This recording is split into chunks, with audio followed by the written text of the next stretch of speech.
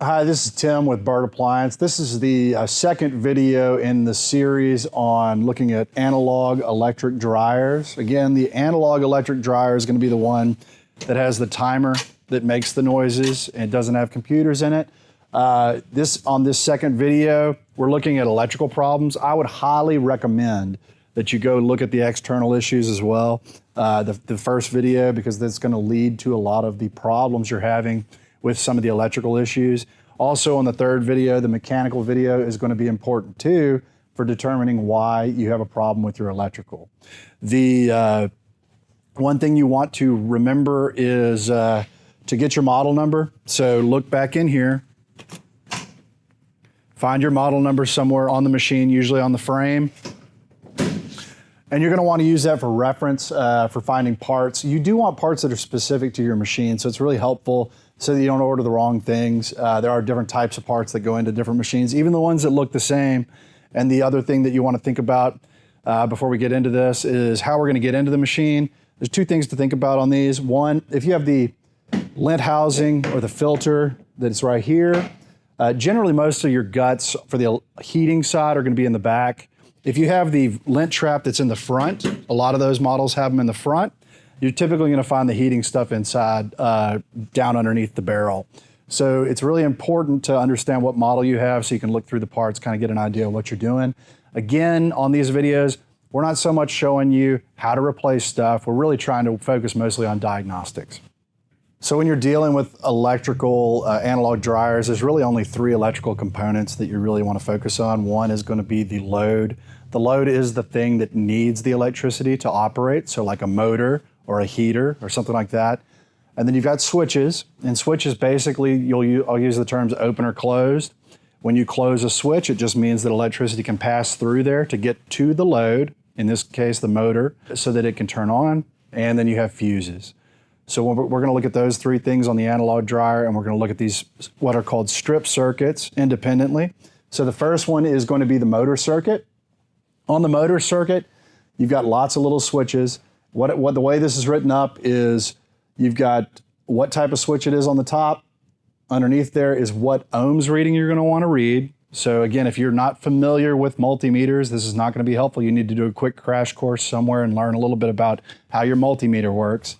And then underneath, kind of written, what is the force? So each switch is going to require some kind of force to open and close it. When we talk about opening and closing, we're just basically saying when the switch is closed, it means electricity can pass through to get to your load. And we've written that along the bottom here. So generally when switches close, they're going to be 0 ohms, as you see here. When you have fuses, if they're closed, they should be 0 as well. Motors are going to have some kind of low ohms typically, and then again, more switches with 0. Now, each one of these switches has to have some force acting on it. If you don't see some force underneath here, it's because there is some kind of mechanical force acting on it, and we can go through that as we go through these switches.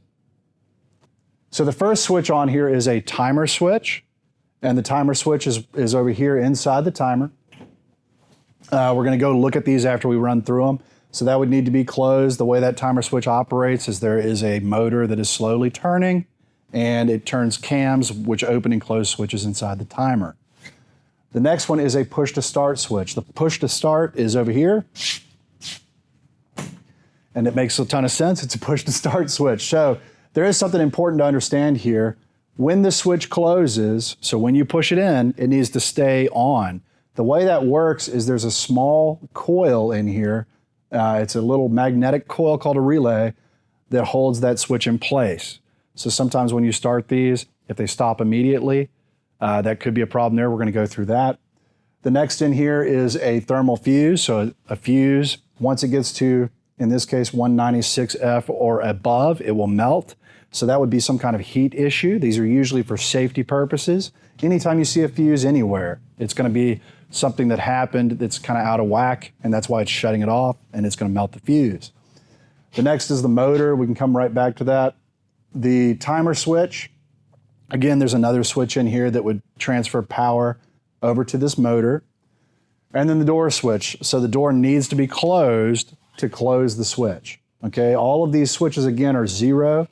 When we look at the motor, that is the thing that needs power. So the way you want to think about this, anytime you're doing this type of analysis or diagnostics or whatever you want to call it, the way I like to think about it is if all these switches and fuses are closed and I turn it on and I hear it hum, it may not be turning, but if I hear it hum, I can make an assumption that there is power getting there, and we're not really looking for an electrical issue there. So that's kind of a quick pass or a quick bypass on a way to determine if you have power. In that case, we probably have a mechanical issue, and we'll go over those in the third video. So the final piece that we want to look at that's not in this circuit, because it's actually not on this dryer, is the belt switch. A lot of the dryers that have the front lint traps, I would say a pretty good amount of them will have some type of belt switch.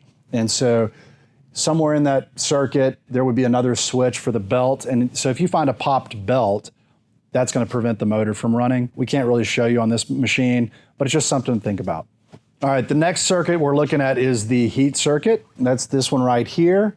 Now the difference between the heat circuit and the motor circuit, which I didn't mention on the motor, is that whole motor circuit is 120 volts. You can see the L1 here and the neutral here.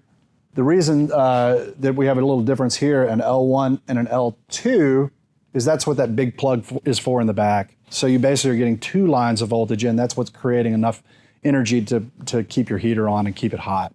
So when we look through the circuit here, there is another timer switch, and we're going to show you what to look for there.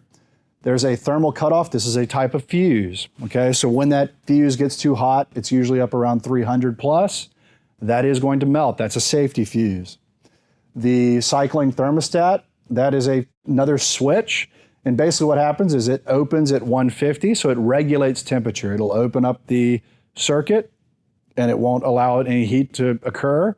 And then when it gets below 150, it'll close back up. So these are all kind of operating together. When the high limit thermostat, that's another one that's regulating the heat in the machine. So it's opening and closing as well. And it's going to typically open and close in the 220 to 250 range. So when it's working, it'll be below that level, so room temperature, and it's closed. And when you get above 220 to 250, it's going to open up, and it's not going to let this heater run. And then the last switch on here is a centrifugal switch. And so what that means is when this motor is running, it's going to close. That's why we put this little symbol here. So this switch will always be open unless the motor's running. That's the force that's applying to that switch. So it kind of works like a merry-go-round. If you're spinning really fast, you feel that force, that's what that is. It would close that switch. And then finally, you have a heater that's receiving 240 volts.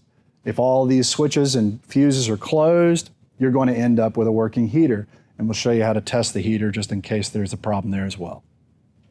This is just something to run through. There is a timer motor. It's the last load on here. That timer motor generally receives 240 volts. The wiring on here is a little complicated. There's a pretty straightforward test for looking at the 240 volts, which you will have to do a live test on. And we can show you that, and we're going to do it.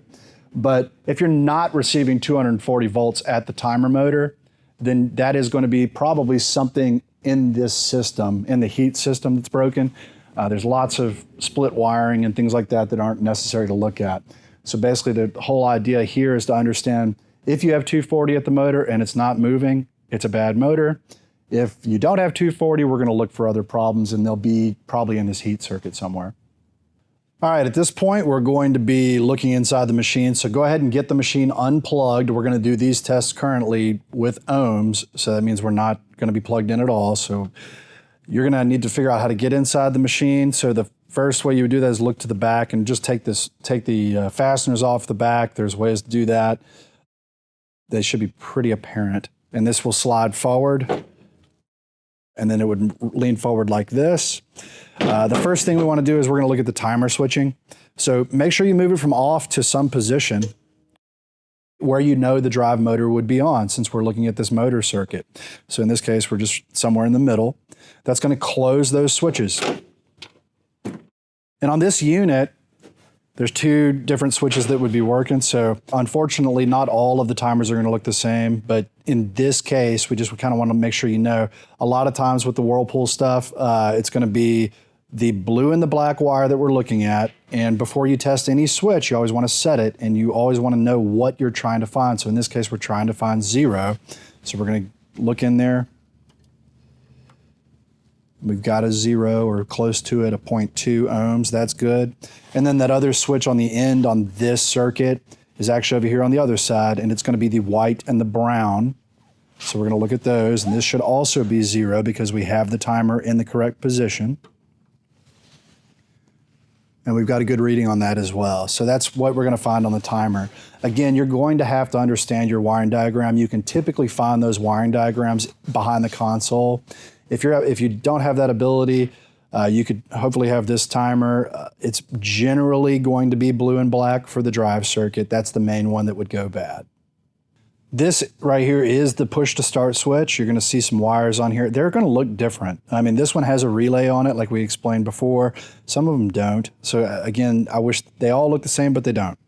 In this case, the push to start is going to be between the two blue wires, and the relay is going to, or the relay coil is going to be between the pink black and one of the blues. It just depends on which one's opened or closed based on the switch. But let's start with the push to start.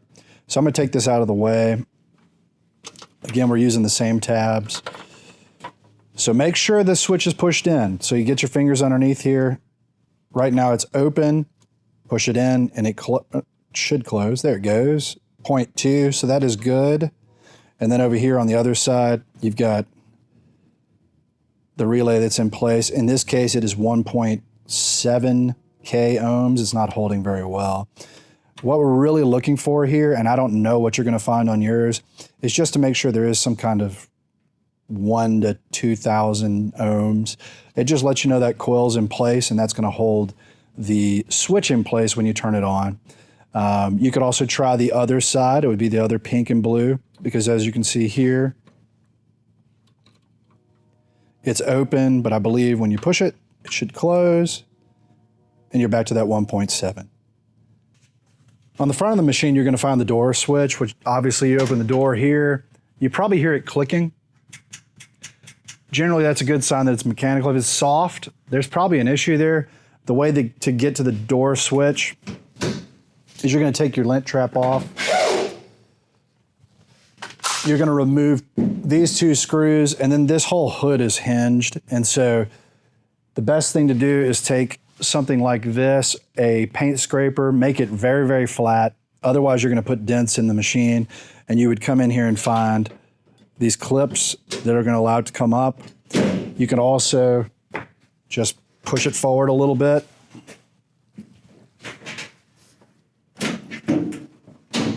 And sometimes, if you're lucky, that will come up. When you get to the door switch, you're going to find either 2 or 3 wires. In this case, there's 2. That means that all there is on this harness is a door switch. Sometimes there's 3. It means you have a light bulb. The light bulb we don't really care about because that's not going to keep this motor from running, but we do want to look into the switch. So the first thing you want to do is remove it. You're going to need something thin. These are kind of a pain. So you put a little pressure on this end, and then you got to flip it and try to put a little pressure on this end. And it'll pop off.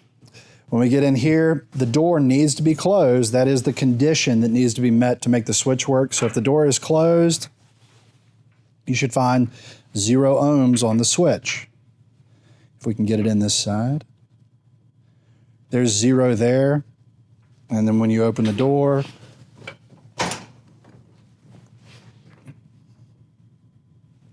it'll be an open line. So to make the motor work, want to make sure that this is closed and this is working. There could be mechanical issues with the door itself, so that's something to look into, but this is exactly where you want to look to see if there's a problem with your switch.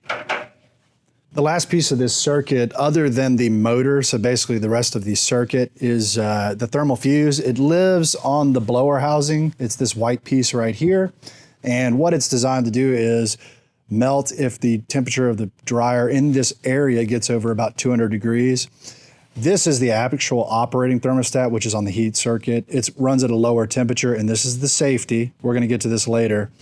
But this safety, we just want to double check to make sure it is closed, so close to 0. The main reason this would melt is really not because of these thermostats as much as the bad problem with your exhaust because this is the last place for heat to escape. So go back and watch video number 1 to determine some of the issues on the external side of your dryer. But to test this, you just need to get these off. I'm going to show you, you can either pull them off like this. If they're on there and they're stuck good, do not pull by the wires. Should have shown you this earlier. One way to do that is to get underneath here with a flathead and push upward. Like that. And that's actually going to keep you from pulling on wires. The other thing you don't want to do, typically, if you can avoid pulling with pliers, we just don't want to damage these terminals. So now we're going to check it.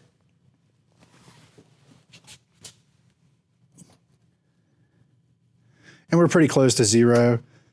Just make sure you don't move around too much with your meter. That's going to throw off your measurements. Close to 0 is fine for the thermal fuse. Now that we've gone through all of the switching and fusing on the motor, we're going to talk about the motor really more than digging into it. And the reason why I want to talk about it is if all of this is closed and all of these are closed, you should have power at your motor.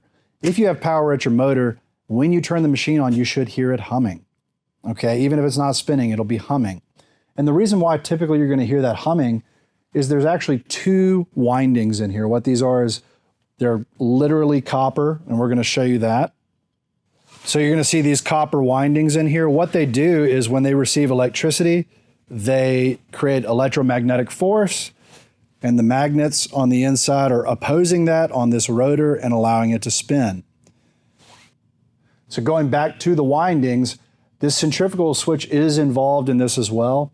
And when you hear the humming, it will not matter if the start winding is burned up or the run winding is burned up, because you do need both windings to get this motor running. So again, if we've checked everything, or if we heard the humming, what's probably going on is either you have a mechanical issue, which you can look at in the mechanical video, or one of these 2 windings is burned out. What happens is, as the centrifugal switch closes, it's going to switch off the start winding and only this run winding will be in the circuit. So we do need both to power it on. This kicks out and allows this to run. One of the other things that would happen is you could have maybe the run winding is out and you just hear the start winding running. It won't work either. But again, these are things where once you've figured out your entire circuit is good or you hear the humming noise, you're already basically on the path to understanding you have power at the motor. And then we're going to need to figure out if we have a mechanical issue there or if the motor itself needs to be replaced. If it moves freely, then we have to replace the motor. If it does not move freely, we will be looking at mechanical problems with the motor. There is a timer switch on the heat circuit as well. Remember to set the timer switch to somewhere where you would get heat. Don't put it on air fluff. Make sure it's on the heat. Basically spin that to the position, and you're going to check almost all of the dryers, regardless, are going to have the large black and the large red carry that 240 volts. So generally that's where you're going to look for the switch to be closed. Over here, we're just looking again to make sure that we can transfer power. And we do get a 0 here, so we should be able to move power through that switch. All right, there are 4 pieces in this section that we're going to look at. We're going to look at the cycling or operating thermostat, what they're referring to as the thermal cutoff. Again, these words change depending on what you're reading, but they call this the thermal cutoff. That's what we wrote on the whiteboard. Down here is the high limit thermostat. And then underneath is the heater. We're going to look at all of this. But the main thing to think about here is if you're working with a heater that's inside the machine, these are transferable. So what you have is we've already gone through a safety fuse here, which will have an operating thermostat here.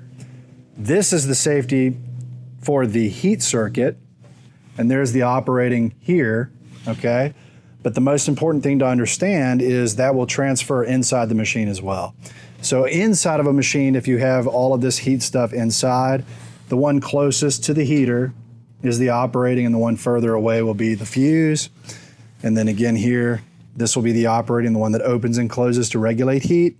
And this will be the fuse for the heater. You'll see something else like that, a little white plastic fuse on the inside. When you're looking at the heat right here, the very first thing we can look at is to make sure that the heater has some type of value. So it's going to be at the very bottom. You're going to see some ceramic white piece here, and you want to look for the two that go inside. So on this one, it'd be at the bottom. And right here we have 10 ohms. 10 ohms is a good measurement for that. While you're looking at the heater, the other thing to do, because this is common, is to look and see, there's inside of here is where the heater is. These are just your terminals, but it typically can ground out. Sometimes when it grounds out, we want to check for that as well to make sure there's no issues. So while we're checking that heater, check here and look for grounding. And in this case, there is grounding. It's about 13,000 ohms. That's pretty high, but there could be an issue there with some type of grounding. It could be messed up. This is probably causing some issues with overheating. When we look at the thermostats, the same thing applies. So on the bottom thermostat, which is the what they're calling the high limit thermostat, you're looking at temperature ranges between 220 and 250. The way that we check that is you're going to look for the two terminals between there. Check for ohms. And you get 0 here, so this is most likely in good condition. We're going to go up to the upper one. This is the fuse. It's offset by about 70 degrees. Actually, on this unit, it's probably more like 70 to 100 degrees. So we're going to check in there. Same idea. I need to get out of the way so you can see the 0.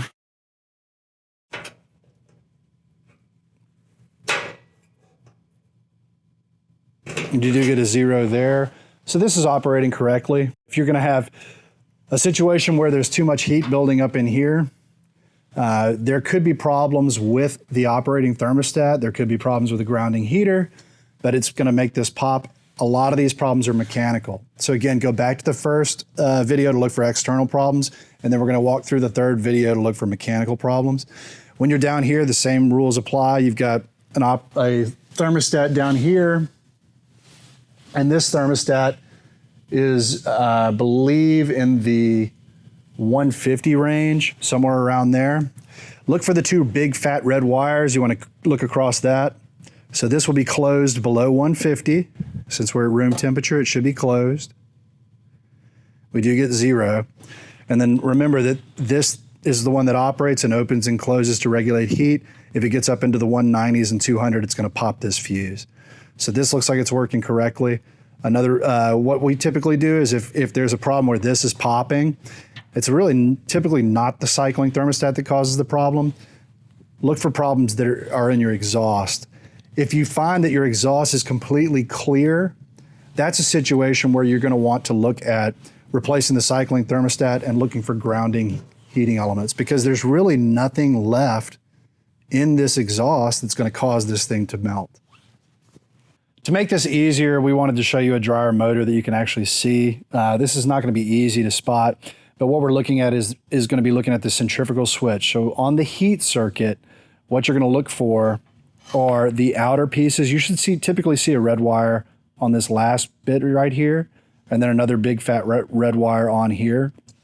Those are part of the centrifugal switch, okay? That switch is in here. It moves in and out when the motor turns on. So it stays in this position. Once it starts spinning fast, it closes like this. And when it closes like this, two things happen. One has to do with the heat circuit. The other does have to do with the motor circuit, but we're working on the heat circuit right now. So when this is closed, the switch will be closed as well and allows electricity to pass to the heater. So the way you test that is, let's get these checked. Those two outer terminals, this is not easy to do. This is pretty rare, but might as well show you. And then we're going to try to do this. And that switch is working. This is pretty rare, but it is one other switch that's on that unit that can go bad. So in this case, it is working. The last little problem you're going to have is that final load, which is the timer motor. So remember, we're in the timer, and something has to move the switches forward. Something has to move those cams, and that's what this little motor is for. and it's going to slowly turn and turn and turn until it shuts the machine off while it's switching all these switches inside the timer. When it does not advance, or if you think it's not advancing correctly, you need to look for power to the motor, right? And so if we're looking at this timer motor, a lot of times it's not receiving power because there's some kind of problem in the heat circuit, but we can check to see if there's a problem in the heat circuit by going through our heat circuit. I don't want to go through all of the wiring and different channels for that, but one of the things that you can do to quickly check this is look for these wires that go into the motor. If you see there's 2 extra wires that go into this circle thing, which is the timer motor, it's the thing that advances it. This does receive, on most electric dryers, on the analog ones, 240 volts to run this. So this is going to be a live test. What I'm doing, you probably won't be able to see it, is I'm going to look at this side and then run through the other side and look for the 240. And so what I'm going to do, you want to have your leads on both ends. You'll find the ones that it's connected to, and you'll be able to do it that way. Just be careful. This is a live test, and I'm going to go ahead and plug this in right now, and we're going to turn it on and try it out. So for these timer motors that aren't advancing, we are plugged in now, so be very careful when you're plugged in and you have loose wiring or things that are open. And what we're going to do is go ahead and turn the machine on. When we turn it on, we're going to be looking for those 2 points on the 2 brown wires at both ends where they reach the terminals. And we're going to be looking for 240 volts. If we get 240 volts at that little motor and it's not advancing, that is the problem. If we don't get 240 volts, then we're going to be looking through the rest of these heat circuits for these problems with thermostats. That's a lot of the way they're wired. So I'm going to go ahead and turn it on. Set your meter to AC, and then we're looking for 240. And in this case, we have 240 volts. So that motor should be advancing. If it's not advancing, we're going to replace the timer. If it is, we're good to go. So now that we've gone through a lot of the parts and all these kind of things, you're going to want to get back into finding these parts, making sure they match your model number. We've put all that information in the description down below so that you can kind of walk through and find it. It's not worth showing all these pictures since there's so many types of dryers, but you can walk through that. We'll try to make it step by step for you. The other thing is that once you figure out if you do have an electrical issue, it's really a good idea to go ahead and move to the mechanical video as well. And the reason why is a lot of these mechanical issues are causing the electrical issues. So just so you can kind of get a complete idea of looking through the dryer, it's a really good idea to kind of walk through videos 1, 2, and 3.